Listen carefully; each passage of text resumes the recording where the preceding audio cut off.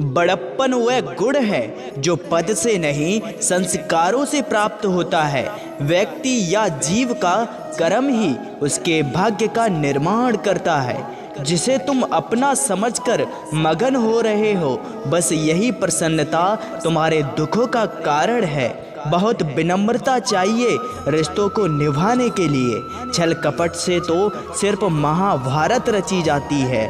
मन अशांत हो तो उसे नियंत्रित करना कठिन है, लेकिन अभ्यास से इसे बस में किया जा सकता है।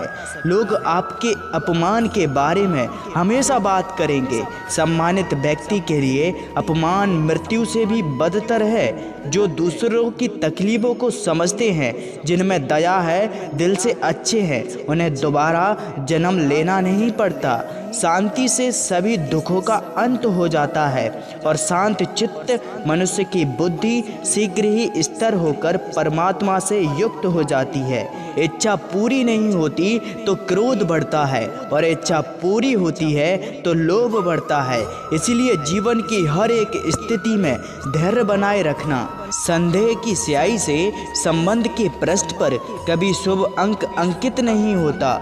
इसलिए अपने मन के विचार और संबंधों का आधार दोनों ही शुभ रखें। इस भौतिक संसार का यह नियम है। जो वस्तु उत्पन्न होती है कुछ काल तक रहती है, अंत में लुप्त हो जाती है, चाहे वे शरीर हो या फल हो। उससे मत डरो जो वास्तविक नहीं है, ना कभी था ना कभी होगा। जो वास्तविक है वो हमेशा था और उसे कभी नष्ट नहीं किया जा सकता है। कृष्ण कहते हैं, इस जगत में मनुष्य भौतिक वस्तुओं का भोग कर सकता है। अगर वे चाहे तो सब कुछ छीन सकते हैं, मनुष्य कुछ भी नहीं कर सकता। आत्मा ना तो जन्म लेती है, ना कभी मरती है, और ना ही इसे कभी जलाया जा सकता है, ना ही पानी से गीला किया जा सकता है। आत्मा अमर और अविनाशी है। श्री कृष्ण कहते हैं, जैसे प्राणी अपने पुराने कपड़े उतार कर फेंक देता है और नए को धारण करता है, उसी प्रकार यह आत्मा पुराने शरीर से त्याग करके नया शरीर प्राप्त करती है। अगर कोई मनुष्य हमारे साथ बुरा कर रहा है तो उसे करने दो, यह उसका कर्म है और समय उसके कर्म का फल उसे जरूर देगा। लेकिन हमें कभी भी किसी के साथ बुरा नहीं करना चाहिए, क्योंकि यही हमारा धर्म है। कर्म के बिना फल की अभिलाषा करना व्यक्ति की सबसे बड़ी मूर्खता है। मन की गतिविधियों, होश, श्वास और भावनाओं के माध्यम से भगवान की शक्ति सदा तुम्हारे साथ है। सफलता जिस ताले में बंद रहती है वह दो चाबियों से खुलती है, एक कठिन परिश्रम और दूसरा दृढ़ संकल्प। जो दान कर्तव्य समझकर बिना किसी संकोच के किसी जरूरतमंद व्यक्ति को दिया जाए वह सात्विक माना जाता है। मनुष्य को जीवन की चुनौतियों से भागना नहीं चाहिए और ना ही भाग्य और ईश्वर की इच्छा जैसे वाहनों का प्रयोग करना चाहिए।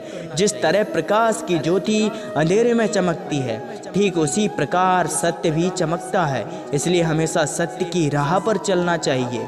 जिस मनुष्य के अंदर ज्ञान की कमी और ईश्वर में श्रद्धा नहीं होती, वो मनुष्य जीवन में कभी भी आनंद और सफलता को प्राप्त नहीं कर पाता है। जो होने वाला है वो होकर ही रहता है और जो नहीं होने वाला वह कभी नहीं होता। ऐसा निश्चय जिनकी बुद्धि में होता है उन्हें चिंता कभी नहीं सताती है। मानव कल्याण ही भगवत गीता का प्रमुख उद्देश्य है। इसलिए मनुष्य को अपने कर्तव्यों का पालन करते समय मानव कल्याण को प्राथमिकता देना चाहिए। इतिहास कहता है कि कल सुख था, विज्ञान कहता है कि कल सुख होगा, लेकिन धर्म कहता है कि अगर मन सच्चा और दिल अच्छा हो तो हर रोज सुख होगा। अपने आप को ईश्वर के प्रति समर्पित कर दो, यही सबसे बड़ा सहारा है। जो कोई भी इस सहारे को पहचान गया है वह डर, चिंता और दुखों से आज़ाद रहता है।